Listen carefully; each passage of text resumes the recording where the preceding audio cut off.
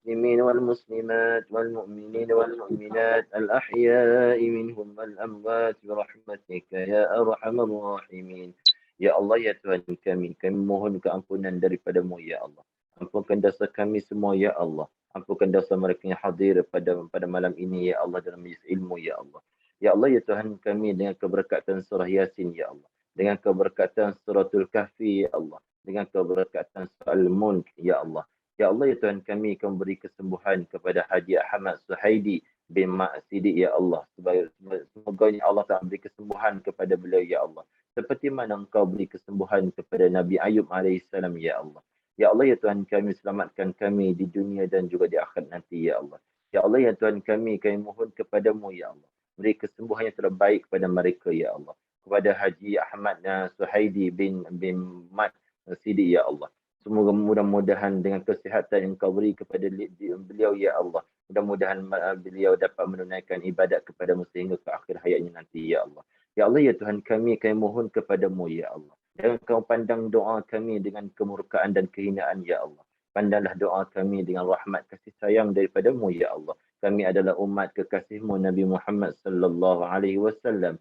Ya Allah, ya Tuhan kami mohon kepadamu, ya Allah. Selamatkan kami di dunia dan selamatkan kami di akhirat nanti, ya Allah. Selamatkan kami di alam barzakh, ya Allah. Selamatkan kami di alam barzakh, yang alam yang tidak ada manusia yang dapat memberi bantuan kepada kami, ya Allah. Kecuali engkau, ya Allah. Ya Allah, ya Tuhan kami, selamatkan kami bila mana saat kami dikumpulkan di mahsyar nanti, ya Allah. Tidak ada pertolongan yang terbaik kecuali pertolonganmu dan pertolongan Nabi kami Muhammad sallallahu alaihi wasallam. Ya Allah, ya Tuhan kami mohon kepadamu, ya Allah. Kami mendandah tangan kepadamu, ya Allah. Kami hanya hamba yang dhaif, hamba yang banyak dosa kepadamu, ya Allah. Dan kamu tolak doa kami pada malam ini, ya Allah. Ya Allah, ya Tuhan kami permudahkan, ya urusan Zaiti Hayati binti Ahmad Razak Muhammad Razak dan Muhammad Nur Zali bin Zakaria untuk menunaikan umrah di tanah suci Mekah dan Madinah, ya Allah. Ya Allah, permudahkan urusan mereka, perjalanan mereka, ya Allah. Permudahkan urusan mereka dapat melakukan ibadat kepadamu, ya Allah. Ya Allah, ya Tuhan kami, saat ini kamu jemput mereka untuk datang ke rumahmu, ya Allah. Suatu hari nanti kamu pilihlah kami semua, ya Allah, untuk dapat menunaikan, dapat sembahyang di rumah yang mulia di Baitillahil Haram, ya Allah. Dan dapat menziarahi baginda kekasihmu, yakni Nabi kami Muhammad sallallahu alaihi wasallam, ya Allah. Ya Allah, ya Tuhan kami, berkati rezeki kami di dunia dan di akhirat, ya Allah. Ya Allah, ya Tuhan kami, berkati halalkan apa yang kami cari, ya Allah. Jauhkan daripada kami benda yang haram, ya Allah. Ya Allah, selamatkan kami, ya Allah. Selamatkan kedua ibu bapa kami, ya Allah. Selamatkan anak isteri kami, ya Allah. Dan seluruh keluarga kami, ya Allah, di dunia dan juga di akhirat, ya Allah. Ya Allah, ya Tuhan kami, kamu ampunkan dosa mereka-mereka yang hadir pada malam ini, ya Allah. Sekiranya ada di kalangan kami pada malam ini, ya Allah, yang susah dalam hidupnya, ya Allah, kamu senangkan hidup mereka, ya Allah, di dunia dan juga di akhirat, ya Allah. Ya Allah, ya Tuhan kami, sekiranya ada di kalangan kami ini, ya Allah, anak yang derhaka kepada ibu dan ayahnya, ya Allah, jadikan anak mereka anak yang salih dan salihah, ya Allah. Ya Allah, ya Tuhan kami mohon kepadamu, ya Allah, jangan kamu pandang kami dengan kehinaanmu, ya Allah. Kamu pandanglah kami dengan rahmat kasih sayangmu, ya Allah. Kami adalah umat kekasihmu Nabi Muhammad sallallahu alaihi wasallam. Ya Allah, ya Tuhan kami, kalau ada pahala yang kami baca Al-Quran tadi, ya Allah, kamu kirimkanlah pahala tersebut kepada si arwah yang telah meninggal pada petang tadi, ya Allah. Dan juga seluruh kaum muslimat yang telah pergi bertemu denganmu, ya Allah. Ya Allah, ya Tuhan kami mohon keampunan daripadamu, ya Allah. Ampunkan dosa kami di dunia dan juga di akhirat nanti, ya Allah. Berkatilah kami dengan Al-Quran, ya Allah. Berkatikan hidup kami dengan Al-Quran, ya Allah. Jadikan kawan sahabat kami saat mana kami berada di alam barzakh, ya Allah. Jadi teman kami saat mana kami dikumpul di mahsyar nanti, ya Allah. Tidak ada manusia yang dapat datang menolong kami di saat itu, ya Allah. Kamu jadikan Al-Quran ini sebagai teman kami di alam mahsyar nanti, ya Allah. Rabbana atina fid dunya hasanah wa fil akhirati hasanah wa qina adzaban nar. وصلى الله على سيدنا مولانا محمد وعلى آله وصحبه وسلم والحمد لله رب العالمين تقبل الله منكم. Alhamdulillah, selesai sudah bacaan doa selamat kita daripada Ustaz Hafiz kita. Dan seterusnya kita ada sedikit tazkirah lah yang Ustaz akan sampaikan yang bertajuk 3 orang Yahudi bertemu dengan Umar bin Al-Khattab. Okey, kisah ni. Mungkin ada yang dah pernah dengar, tapi atau saya pun nak kena recall balik apa kisah ni. Okay, mungkin insya-Allah Ustaz akan berkongsilah dengan kita semua dia punya kisah ni. Mungkin dan kita ambil iktibar lah daripada penceritaan yang Ustaz akan sampaikan. Silakan. Okey, baik. InsyaAllah kita akan cerita sedikit, ambil masa lebih kurang dalam 10 ke 15 minit, insyaAllah. Cerita ini disebut di dalam sebuah kitab. Saya tunjuk kitab di hadapan, ada kitab di hadapan saya, boleh nampak semua. Kitabnya nama Majmu' Salati Rasail. Ini kitab cerita disebut dalam kitab ni. Kitab yang sangat nipis, kitab Jawi lama. Cerita sangat menarik lah. Kisahnya bersangkut paut dengan hijrah. Hijrah dengan seperti mana kita berada di bulan Muharram. Sekarang ini kita berada di bulan Muharram. Mudah-mudahan kita semua diberkati oleh Allah Subhanahu Wa Taala, insya-Allah. Hadirin muslimin muslimat yang dikasihi Allah Subhanahu Wa Taala. Cerita ini sangat ringkas, sangat padat. Insya-Allah kita akan sampaikan semua seringkas mungkinlah, insya-Allah. Kerana ikutkan cerita ini sangat panjang dan dia cerita ini bersangkut paut dengan golongan Ashabul Kahfi.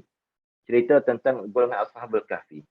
Golongan Ashabul Kahfi ini mereka ditidurkan oleh Allah selama 309 tahun. 309 tahun golongan pemuda ini ditidurkan oleh Allah. Sehingga mereka dibangkitkan selepas itu, golongan pemuda ini dibangkit oleh Allah sebanyak 4 kali dibangkitkan.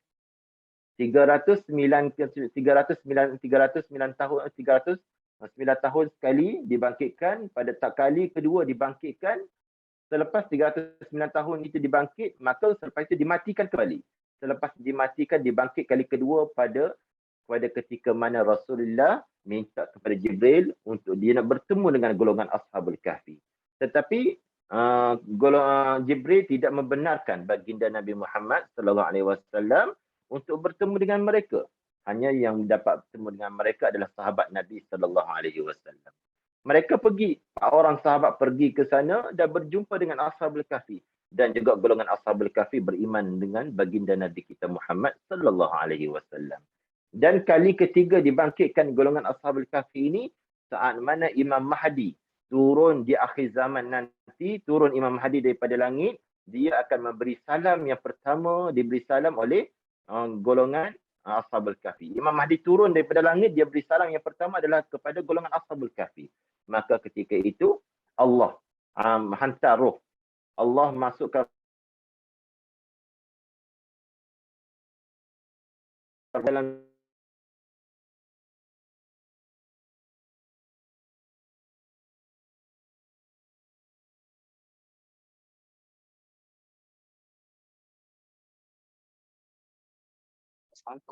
sangkut Ustaz punya mic. Mungkin sebab line cerita dah best lah, seronok dah ni. Kita tunggu sebentar ya. Tadi line okey je. teknikal sikit, internet masalah sikit. Internet. Okey, baik, kita sambung balik. Okey, boleh. Mana kali ketiga golongan Ashabul Kahfi.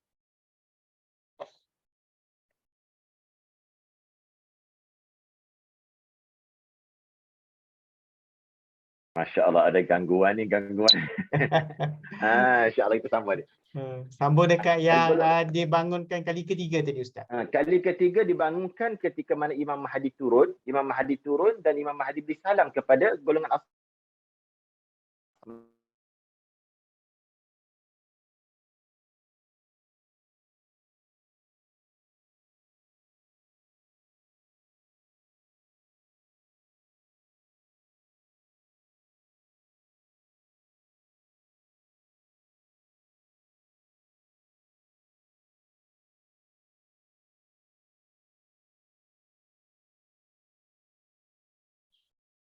Sebentar ya.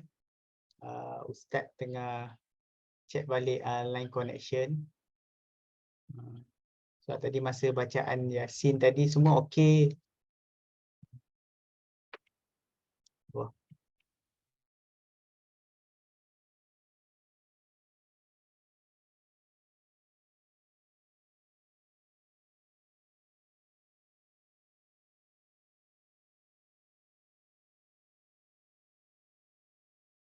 Masalah internet kurang kawasan ni. Oh, Jadi tadi masa bacaan tadi okey tadi. Okey. Mungkin Ah, dia tak nak bagi cerita kot cerita. kita bagi cerita. Allahu Akbar.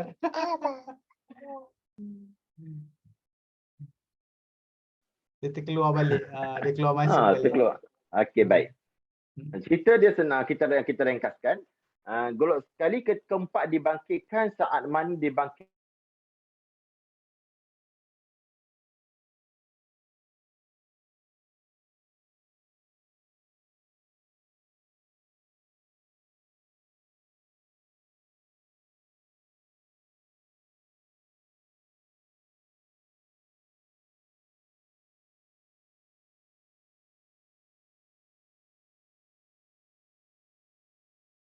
ujian betul lah bila masa sampai masa kuliah ni ya. Okey, baik. Ada tiga golongan orang Yahudi datang kepada Sayyidina Umar. Ketika itu Sayyidina Umar menjadi khalifah. Sayyidina Umar menjadi khalifah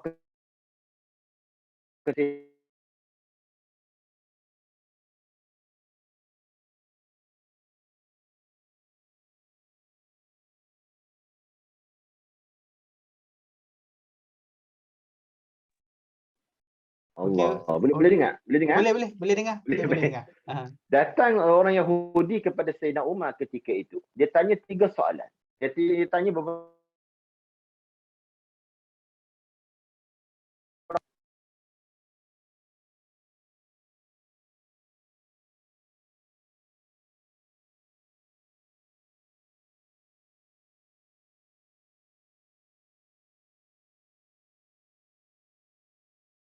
kepada Sayyidina Umar. Satu persatu ditanya oleh orang Yahudi, maka ketika itu Sayyidina Umar tak mampu nak menjawab. Maka ketika itu dia pun Sayyidina Ali pun bangun dan terus pergi bertemu dengan mereka. Bila bertemu dengan mereka, bila saat mana Sayyidina Umar melihat Sayyidina Ali sedang datang dekat ni, dia pun bangun dan terus berlari peluk Sayyidina Ali karramallahu wajhah. Ketika mana saat dia peluk, dia kata, wahai Ali, engkaulah seorang sahabat Nabi, engkaulah seorang menantu Rasulullah, engkaulah seorang sepupu Nabi yang boleh menyelesaikan masalah yang sukar, yang susah ini. Dia kata. Sayyidina Umar kata kepada Sayyidina Ali. Maka ketika itu Sayyidina Ali pun masuk dekat. Dia kata, wahai orang Yahudi, apakah soalan yang kamu nak tanya kepada kami ini? Kata Sayyidina Ali. Maka Sayyidina Ali kata, aku diajar oleh baginda Nabi sallallahu alaihi wasallam. Aku diajar ilmu Nabi ajar ilmu kepadaku, Sayyidina Ali kata. 1000 bab daripada ilmu yang Nabi ajar kepada Sayyidina Ali.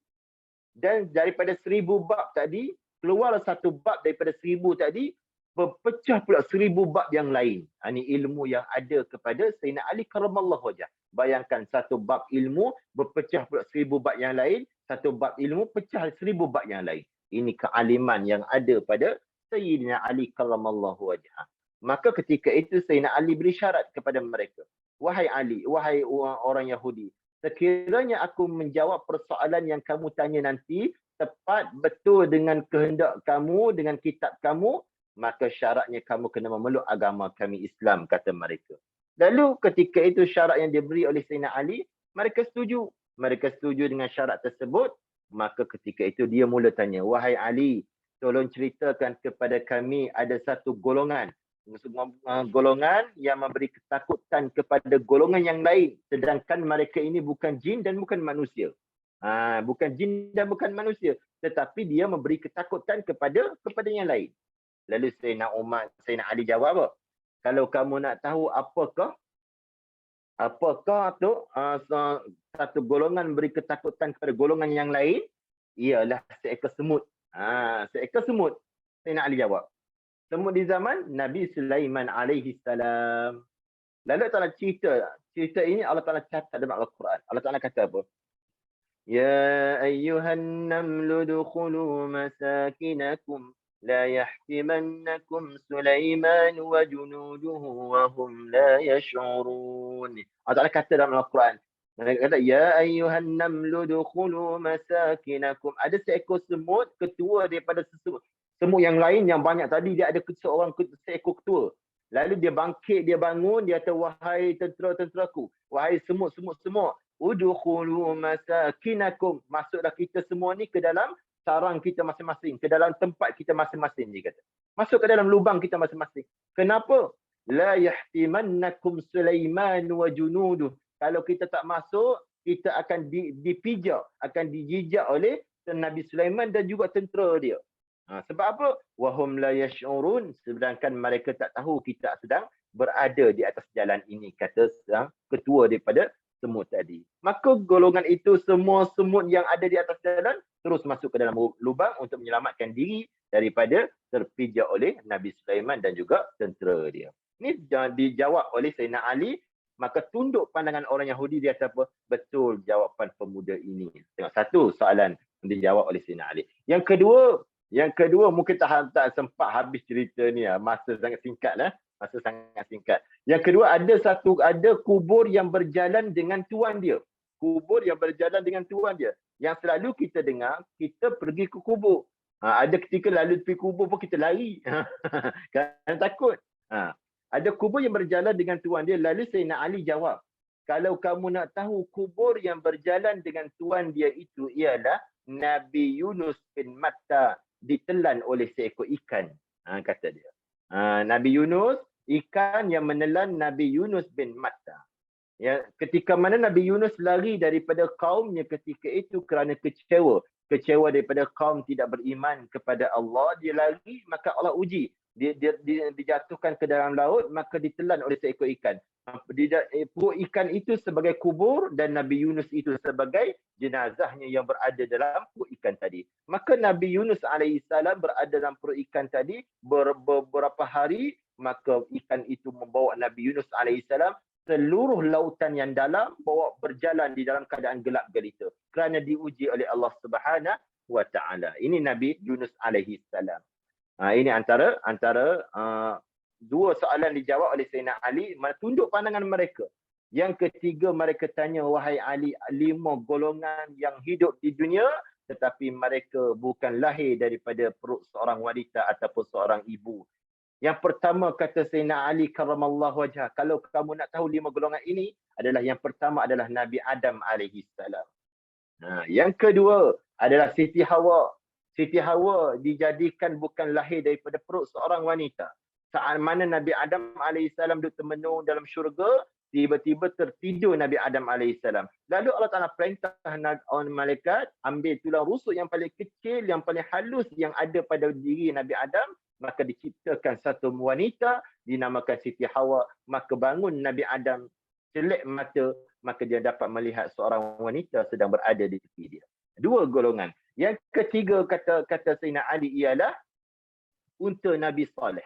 Unta Nabi Saleh, saat mana kaum dia minta kepada Nabi Saleh supaya tunjuk mukjizat, lalu Nabi Saleh ketuk batu, keluar seekor unta. Daripada batu tersebut, bukan lahir unta itu, bukan lahir daripada perut, tetapi keluar daripada seketul batu yang dihantar oleh Allah Subhanahu wa taala. Yang keempat adalah perkara yang hidup di dunia tapi bukan lahir daripada perut seorang wanita. Yang keempat adalah kibas Nabi Ibrahim alaihissalam.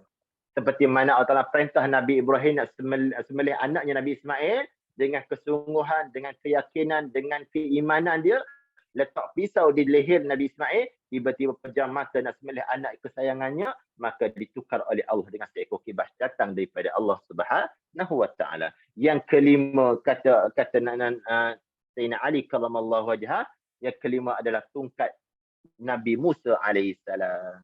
Saat mana tongkat Nabi Musa alaihissalam, bila mana ahli sihir jadikan seluruh tungkat-tungkat mereka jadi ular, maka Allah Ta'ala perintah, wahai Musa, baliklah tungkat kamu di hadapan Firaun, maka jadi seekor ular yang besar, maka menelan habis semua sihir-sihir Firaun yang ada di hadapan Firaun. Maka dengan tungkat itu juga Allah Ta'ala perintah, wahai Musa, pukullah laut merah untuk selamatkan kaum kamu daripada tentera Firaun yang mengejar kamu. Maka bila mana Nabi Musa pukul, jadi 12 jalan. Sebab itu Nabi Musa ada 12 kabilah di kalangan Bani Nabi Musa alaihissalam. Inilah antara golongan-golongan perkara-perkara yang ditanya oleh orang Yahudi tadi. Dan yang terakhir, dia tanya, ya wahai Ali, tolong cerita kepada kami apakah makna kukukan ayam jantan di waktu pagi.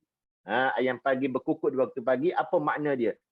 Tuan-tuan hadirin muslimin muslimat, ayam yang berkukuk di waktu pagi ada makna tersendiri. Ada makna yang tersirat yang kita tidak tahu. Yang kita tahu selama ini ayam berkukuk kita rasa bising. Kita rasa serabut betul ayam ni berkukuk di waktu pagi-pagi. Tak ada waktu lain kena berkukuk yang kita kata. Kebiasaan yang keluar daripada mulut kita. Tetapi ayam ini berkukuk di waktu pagi, dia kata apa? Sayyidina Ali jawab, kalau kamu nak tahu makna kukukan ayam jantan di waktu pagi, dia kata, Uzkurullah ya ghafilin. Sebut olehmu akan Allahi orang yang lalai. Itu makna dia. Hadirin muslimin muslimat. Kalau kita dengar seekor ayam berkukuk di waktu pagi, kita bangun mengucap syukur kepada Allah kerana Allah hantar seekor binatang untuk memberi peringatan kepada kita supaya kita hamba yang lalai sentiasa mengingati Allah Subhanahu wa taala. Hadirin muslimin muslimat dikasihi Allah Subhanahu wa taala. Panjang nak cerita tentang kisah ini, sangat panjang. InsyaAllah ada kesempatan masa kita akan cerita tentang, kita boleh sambung tentang cerita golongan Ashabul Kahfi. Dalam kitab ini juga dia bersama selepas cerita Ashabul Kahfi, dia ada cerita tentang golongan Ashabul Raqim. Ashabul Raqim ini golongan pemuda yang terperangkap dalam gua, 3 orang yang tak boleh keluar. Yang dia bertawassul dengan amalan dia, bertawassul dengan kebaikan yang dilakukan dengan kepada ibu bapa dia dan sebagainya. Ini antara kisah-kisah yang disebut dalam kitab ini. Saya rasa nak cerita ni tak boleh nak habiskan kerana masa terhad sangat. InsyaAllah ada kesempatan. Ya. Ustaz, ada yang request nak dengar sampai habis, Ustaz. Boleh ke, Ustaz? Yang ada lagi satu tu yang pasal apa, katak tadi, yang katak tadi. Saya katak tadi, boleh insya-Allah. Kita sampai katak lah insya-Allah. Lalu ketika itu dia tanya, kata Sayyidina Ali kata, kalau kamu nak tahu seekor ayam jantan yang berkukuk di waktu pagi, dia memberi peringatan kepada kita supaya kita ingat kepada Allah. Sebutlah kamu wahai hamba Allah, ingatlah kamu kepada Allah. Ya tanya. Lalu dia tanya lagi, wahai Ali, tolong cerita kepada kami apakah makna bunyi katak di waktu hujan. Bila mana ada hujan, adalah dia di tepi longkang. Katak ketika mana dia ada di tepi longkang, dia berbunyi-bunyi. Kita kata kita tak faham, kita kata dia membisingkan kita. Dia menyemakkan telinga kita sebenarnya. Bagi kita yang tak faham. Apa dikatakan oleh Sayyidina Ali? Wahai Ali, wahai orang Yahudi, kalau kamu nak tahu katak yang berbunyi di waktu hujan itu, dia sedang kata apa? Subhana rabbiyal ma'bud al-musabbahu fil lujajil bihar. Maha suci Tuhanku, dia bertasbih kepada Allah. Katak yang berbunyi di waktu hujan, yang berada di celah longkang, dia sedang bertasbih kepada Allah. Kita kalau tak ingat kepada Allah, tidak bertasbih kepada Allah, lebih teruk daripada katak yang ada di tepi longkang. Silap hari bulan mati katak, kita nyanyi kita. Silap hari bulan mati katak, nyanyi kita. Katak mati katak, tak apalah, dia tidak akan disoal. Tetapi kita mati akan dibangkit oleh Allah, akan ditanya satu persatu. Daripada mana umur kita habiskan, daripada mana rezeki kita dapat, daripada mana rezeki kita habiskan, daripada mana usia yang diberi oleh Allah, daripada mana ilmu yang diberi oleh Allah, untuk apa kamu gunakan, Allah akan tanya satu persatu. Sebab itulah ketika mana soalan ini dijawab oleh Sayyidina Ali keseluruhannya, ada lagi beberapa soalan ditanya, maka ketika itu pandangan orang Yahudi melihat kepada Sayyidina Ali, tunduk pandangan mereka dan mengucap asyhadu an la ilaha illallah wa asyhadu anna Muhammadar Rasulullah. 2 orang di kalangan 3 orang tadi, hanya 2 orang saja memeluk Islam. Seorang lagi tak nak masuk Islam, keras kepala, tak nak masuk Islam. Seorang lagi. Sebab apa tak nak masuk? Sebab dia nak dengar satu cerita, satu kisah yang nak Sayyidina Ali cerita tentang golongan Ashabul Kahfi. Tu cerita dia. Kiranya Ustaz, daripada persoalan daripada 3 pendeta Yahudi ni yang datang jumpa ni, sebenarnya dia nak menguji kefahaman Saidina Ali itulah dan dengan Saidina Umar tu. Tapi sebenarnya tajuk dia tadi Ustaz kata jumpa dengan Saidina Umar, tapi yang menjawab semuanya Saidina Ali dia kan? Ya, sebab maka ketika mana dia jumpa, sebab ketika itu Saidina Umar dia jadi khalifah, jadi pemimpin. Bila mana dia datang jumpa dengan Saidina Umar, dia tanya soalan ini kepada Saidina Umar. Tapi ketika itu Sayyidina Umar tak mampu jawab. Oleh kerana tak mampu jawab, Salman Al-Farisi ni tahu Sayyidina Ali ni sangat banyak ilmu. Lalu Sayyidina Umar tak suruh pun Salman Al-Farisi panggil Sayyidina Ali. Maka Salman Al-Farisi bangun dengan tegas, dengan cepat-cepat terus pergi bertemu dengan Sayyidina Ali. Sayyidina Ali datang Sebab dia tahu Sayyidina Ali boleh menyelesaikan seluruh masalah-masalah ini. Sebab apa? Dikatakan tadilah, seperti mana 1000 bab diajar oleh ilmu oleh Rasulullah kepada Sayyidina Ali, maka daripada 1000 bab tadi berpecah pula 1000 bab yang lain. Sebab itu seluruh ilmu ada pada Sayyidina Ali karramallahu wajhah. Allah. Oh, jadi Boleh. kalau ikutkan tadi Ustaz cerita tadi kata sebenarnya kisah ni panjang lagi. Maksudnya ada lagi soalan-soalan yang pendeta Yahudi ni bertanya lah kiranya. Ya. Oh. Ini yang dua orang yang masuk Islam tadi, selepas dijawab soalan yang dah mula-mula jawab tadi. tadi, mulai tadi. Okey. Ni seorang lagi orang Yahudi, dia tak nak masuk Islam sebab dia nak dengar Sayyidina Ali menceritakan tentang golongan Ashabul Kahfi. Oh, Orang boleh Yahudi Ustaz. dia- Boleh Ustaz sambung. Ustaz Ashabul Kahfi itu. Sebab yang kita biasa dengar kan, kita baca surah Al-Kahfi semua kan. Cerita pasal pemuda. Ada yang kata pemuda ni ya, dia ada pangkat, orang yang beriman, dia orang lari daripada negara mereka.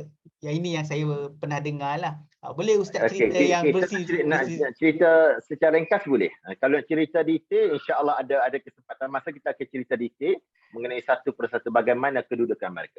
Mereka ini, pemuda ini adalah 6 orang daripada kalangan menteri-menteri daripada seorang kerajaan. Daripada kerajaan seorang raja yang berada di negeri Afsus. Negeri Afsus ini negeri dekat di Jordan. Negeri Afsus ini ada di Jordan. Maka negeri ini dinamakan satu negeri Rumayyah, diceritakan oleh Rasulullah kepada Sayyidina Ali. Rasulullah cerita kepada Sayyidina Ali. 6 orang pemuda ini adalah golongan menteri-menteri daripada seorang kerajaan yang sangat zalim lagi kafir. Menteri mereka ini adalah raja yang kafir, yang kafir ini nama dia Raja Daqiyanus. Raja Daqiyanus ini raja yang zalim. Dia merampaskan satu negeri. Asal negeri Afsus ini negeri kerajaan Islam. Bila mana dia Raja Daqiyanus ini dia berasal daripada Faris, daripada Farsi. Bila mana dia dengar kerajaan Islam ini meninggal dunia, maka dia datang dengan tentera, dia rapas negeri tersebut. Bila rapas negeri tadi, dia jadikan negeri dia bina istana dia, negara Raja Daqiyanus ini, dia bina istana besar, istana dia, panjang istana dia 5.5 km panjang istana dia. Dan lebar istana dia tu 5.5 km juga yang lebar istana dia. Raja Daqiyanus ini. Raja Daqiyanus ini raja besar, raja yang zalim lagi kafir. Lama kelamaan sehingga dia memerintah negeri tersebut, lalu dia tahap dia ni sehingga dia mengaku dia sebagai Tuhan. Jadi 6 orang pemuda ini saat mana dia dengar kata kalau dia Tuhan, bagaimana dia tidur, kenapa dia makan, kenapa dia masuk tanah dan sebagainya. Pemuda ini datang syak, was-was dalam diri mereka. Mereka tak berkata, tak bunyi, tak keluarkan daripada mulut mereka, tapi mereka terdetik dalam hati mereka. Dengan Raja Daqiyanus ini, dia ada satu hari, dia ada hari perayaan dia. Lalu dia kata kepada rakyat dia, siapa yang mengaku dia sebagai Tuhan, maka dia akan bela, dia akan jaga keseluruhan keturunan mereka itu mendapat kegembiraan. Seluruh keturunan mereka mendapat harta dan kekayaan sebagainya. Orang yang tak mengaku dia sebagai Tuhan, maka dia akan dibunuh, ancaman bunuh oleh Raja Daqiyanus tadi. Jadi pemuda ini, bila mana saat duduk, raja pun duduk di atas kursi dia, pemuda 3 orang kiri dan kanan duduk di sebelah mereka, datang satu tentera, bagi tahu kepada raja tadi, wahai raja, ada daripada tentera daripada Faris, daripada Farsi datang nak menyerang istana kita. Saat dia kata nak menyerang istana kita ini, dia pun terjatuh daripada kursi dia. Lalu pemuda ini terkejut. Kalau dia Tuhan, kenapa dia takut? Lalu pemuda ini buat keputusan, raja ni dia ada satu hari perayaan dia. Kalau hari perayaan dia akan bebas keseluruhan rakyat dia buat apa saja pada hari tersebut. Maka ketika itu mereka buat keputusan untuk lari daripada istana tadi. Mereka lari naik kuda dalam keadaan pakai seragam kerajaan. Mereka lari lebih kurang dalam 4 km dengan kuda. Lalu mereka turun daripada kuda tadi. Mereka turun, mereka buka kasut. Mereka buka kasut dalam keadaan dalam masa sama mereka masih lagi pakai seragam kerajaan tadi. Lalu dia kata apa? Wahai kawan-kawan, kalau kita pakai kasut, kalau kita kena tinggalkan kuda, kalau kita pakai kasut, mereka akan jumpa kita. Mereka akan dapat detect kita, mereka akan bunuh kita. Maka kita tinggalkan kuda, kita buka kasut, kata golongan pemuda tadi. Lalu mereka berjalan kaki berapa jauh? Sejauh 44 km mereka berjalan.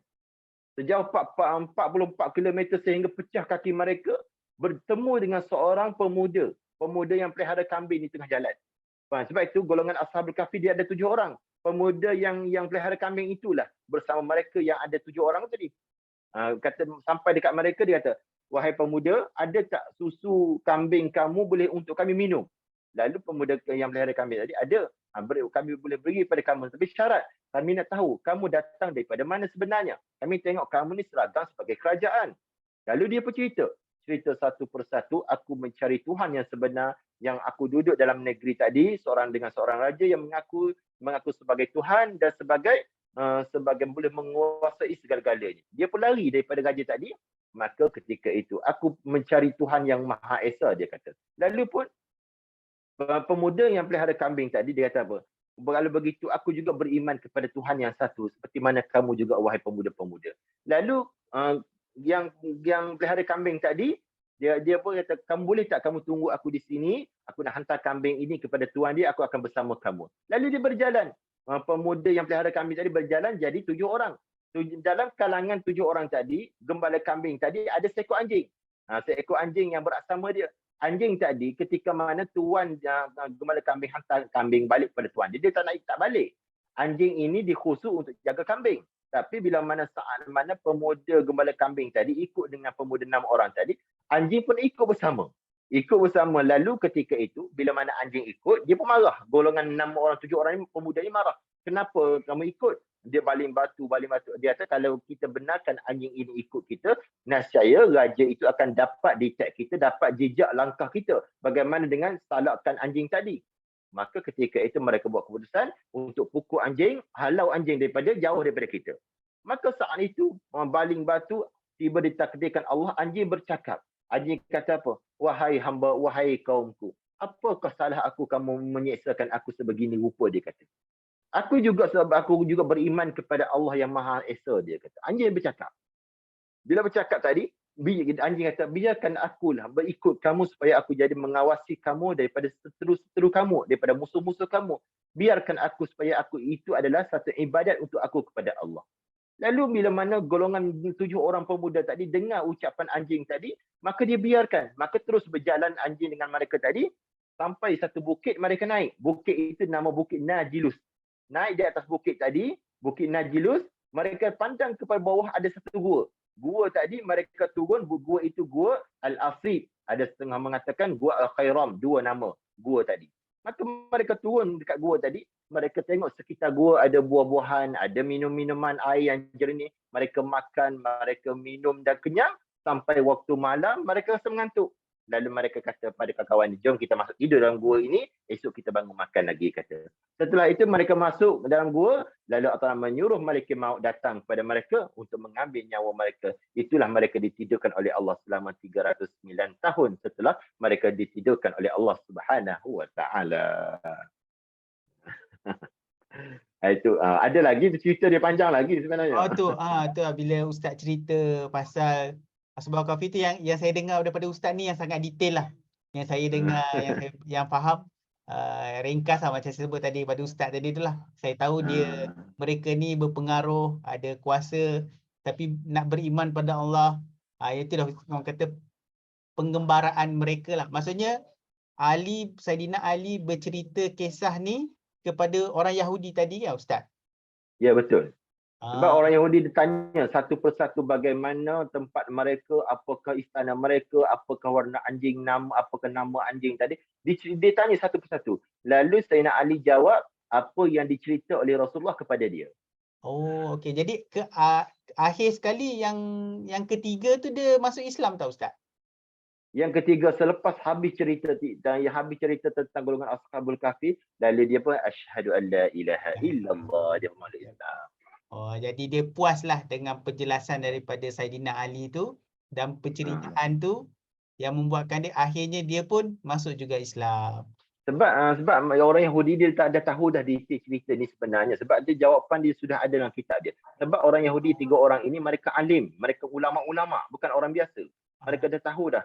Bila mana saya nak Ali cerita detail cerita tadi seperti mana detail disebut dalam kitab mereka. Sebab tu mereka tak boleh nak bangkang dan tak boleh nak bantah walaupun satu kalimah. Sebab mereka dah tahu ni betul-betul yang dicerita oleh kekasihnya Nabi Muhammad sallallahu alaihi wasallam. Salam. Oh, itulah bila saya dengar cerita ni, apa yang saya dapatlah pengajarannya, walaupun Saidina Umar tu dia adalah khalifah, tapi beliau sanggup orang kata merendahkan diri bagi Saidina Ali yang orang kata berpengetahuan tinggi untuk menjawab soalan pendeta tu kan Ustaz? Ya betul. Ini nak menunjukkan Sayyidina Ali walaupun dia sebagai khalifah, sebagai seorang pemimpin, dia tak rasa malu pun walaupun dia tak boleh jawab. Dia tak rasa malu di khalayak mereka ini walaupun dia tak boleh jawab satu persoalan. Kerana apa? Sebab tu setiap soalan tak semuanya soalan yang boleh dijawab. Kadang-kadang di akhir zaman ini kadang-kadang kita tak tahu soalan pun kita jawab. Sebab dia nak menunjukkan Sayyidina Umar ini walaupun dia ni seorang khalifah, seorang alim, dia ni alim Sayyidina Umar, tapi walaupun perkara tersebut dia tak mampu menjawab, dia tunduk pandangan dia. Kerana apa? Bukan kerana dia malu. Kerana apa? Kerana dia tak boleh jawab, dia tak akan jawab persoalan yang dia tidak tahu dalam pengetahuan dia. Okey, terima kasih banyak atas perkongsian Ustaz pada malam ni. Sangat best yang Ustaz sampaikan tu. Sebab orang kata cerita bagus, cerita barulah yang kita baru dapat. Ustaz tunjuk apa tadi? Apa nama kitab dia tadi Ustaz? Dia ada bahasa Melayu ke Ustaz? Ada terjemah dalam bahasa Rumi, ada Majmu' Salasa Rasail. Okey, nanti saya akan tanya dengan Ustazah Musyidah lah dia punya ni. Sebab kitab ni menarik. Sebab kitab ni dia ada tiga kitab ni dia ada 3 bab. Bab yang pertama dia cerita tentang akidah. Tentang bab akidah. Mana fasal yang kedua dia cerita tentang bab fiqh. Yang fasal yang ketiga baru dia cerita tentang golongan Ashabul Kahfi. Okey. Terima kasih banyak-banyak Ustaz atas perkongsian pada malam ni. Seronok kami dengar cerita yang dikongsikan dan benda baru juga yang kami belajar. InsyaAllah recording malam ni kita akan kongsilah dengan rakan-rakan kita yang tak dapat hadir pada malam ni. Okey, terima kasih banyak Ustaz ya. Okey, insyaAllah. Terima kasih. Saya juga terima kasih juga pada Tuan Amir dan seluruh tim-tim dan sesudah menjemputlah untuk bersama ni kali kedua. InsyaAllah mudah-mudahan dan dipanjangkan umur kita bertemu dalam suatu hari nanti. InsyaAllah. Kalau ada rezeki kita jemput Ustaz lagi untuk sambungan. Baik, insyaAllah. Baik, insyaAllah. Tadi ada yang kedua tadi apa? Satu Ashabul Kahfi, lagi satu Ashabul Raqim. Okey. Oh, yang ni tiga orang pemuda.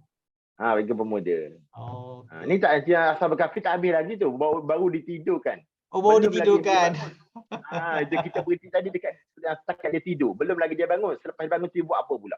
Okey, insyaAllah untuk dia request Aisyah kalau ada masa, ada kelapangan kita akan jemput Ustaz untuk next session lah untuk sambungan kita Ashabul Kahfi ni. InsyaAllah.